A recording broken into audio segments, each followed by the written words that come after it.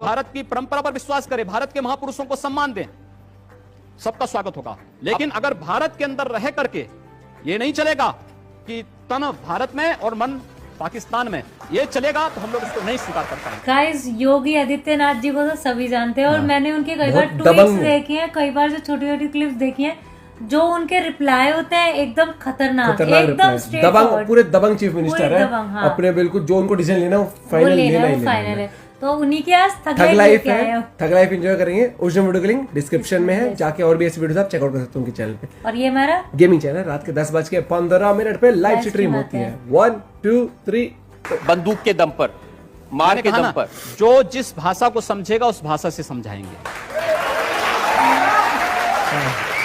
और अगर दूसरे लोगों ने भी इसी तरह की भाषा का इस्तेमाल किया तब क्या करेंगे आप? मैंने कहा ना, जो जिस भाषा को समझेगा उस भाषा में जवाब देंगे। यस, जो जिस भाषा को समझेगा अगर उससे तोड़फोड़ और आगजनी करेंगे तो इनकी प्रॉपर्टी को भी जब्त करवाने का कार्य करेंगे। हम कानून की बात कर रहे हैं ना। हमारी जो भी बातें कंडीशनल हैं। अगर आप शांति से रहेंगे तो हम भी शांति से रहेंगे। आप विकास पर ध्यान देंगे तो हम तो विकास में आपको और सपोर्ट करने वाले हैं। जो अपराधी हैं वो जेल में जाएंगे या यमराज के पास जाएंगे, ये क्या बात है? तो मैं क्या अपराधियों की आरती उतारूं?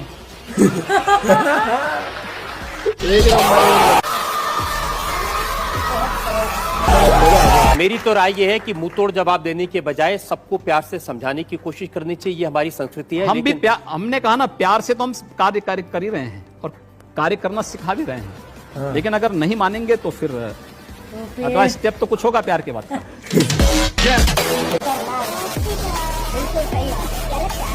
ये कौन सी बात है कि अपराधी गोली चलाएं और हम पुलिस वाले से कहें कि भाई तुम अपने हाथ बांधे रहो? मैंने ये नहीं और जब गोली चल जाए तो उसके बाद जो है तब जाके तुम गोली चलाना। अब एक तस्वीर मुझे मिली ढूंढते ढूंढते, आपने ये आप बाघ को, टाइगर को दूध पिला रहे हैं। टाइगर जैसा साहस जिसमें होगा वही टाइगर को दूध पिला सकता है।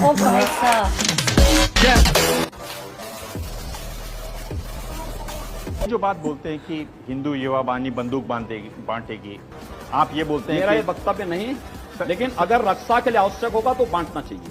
बंदूक बांटना चाहिए। बिल्कुल। पास में 1 लाख रुपए की रिवॉल्वर क्यों है? 80,000 रुपए की राइफल क्यों है? मेरे पास है ना। मैंने क्या कहा, दहशत फैलाने के लिए। एक सन्यासी होने के नाते हमारे पास दोनों की, सन्यास की हमारी जो प्रशिक्षण होता है वो दोनों का होता है। शास्त्र का होता है तो शस्त्र का भी होता है। हाँ। एक माला जपने का होता है तो भाला चलाने का भी होता है। अगर कोई मरने के लिए आ ही रहा है तो जिंदा कहां से हो जाएगा?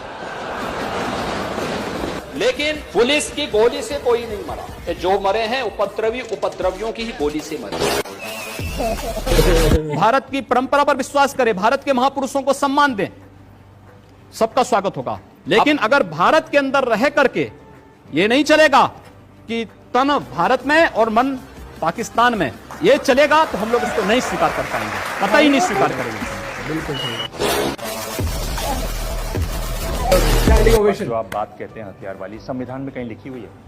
ये मेरा वक्तव्य कहीं है ही नहीं, तो आप अपने तरीके से अपने बात को मेरे मुंह में डाल रहे हैं, तो मैं उसकी बात कहां से कर सकता हूं? लेकिन ये शास्त्र सम्मत है, तो मुझे लगता है कि शास्त्र सम्मत है तो हमें उसका अनुपालन करना चाहिए।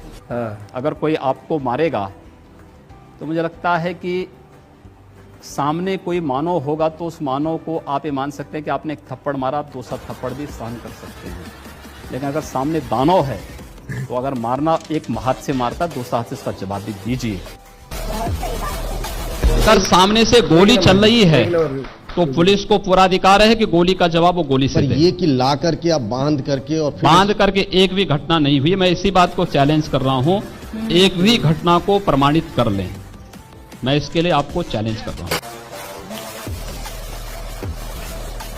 मुझे लगता है जब कानून और व्यवस्था फेल हो जाती है, जंगल राज हो जाता है, तो जंगल राज का जवाब जैसे को तैसा देने की तैयारी होनी ही चाहिए। सरेआम किसी पुलिस के कर्मी को गोली मार दे रहा है, मुझे लगता है कि उसकी पूजा तो नहीं ही होनी चाहिए और किसी को भी नहीं करनी चाहिए। देखिए, जीने का अधिकार प्रत्येक व्यक्ति को है, लेकिन किसी को भी अधिकार नहीं कि दूसरे के जीने के अधिकार को छीन ले। हाँ, और अगर कोई छीनता बहुत है बड़ी बात। तो मुझे लगता है उसके साथ वैसे ही व्यवहार किया जाना चाहिए। और अगर अगला पक्ष शांति से नहीं रहेगा तो क्या करेंगे? अगर शांति से नहीं रहेगा तो उसको शांति से रहना सिखाएंगे। और सबसे बड़ा अजूबा तो दिल्ली के मुख्यमंत्री से ही हो गए। पता ही नहीं लगता वो मुख्यमंत्री है या धरना मंत्री है। और विकास की कोई योजना आती है वे धरने में बैठ जाते हैं। आपको मारता है, प्रशासन कार्रवाई नहीं करता है, आप हाथ पर हाथ धरे।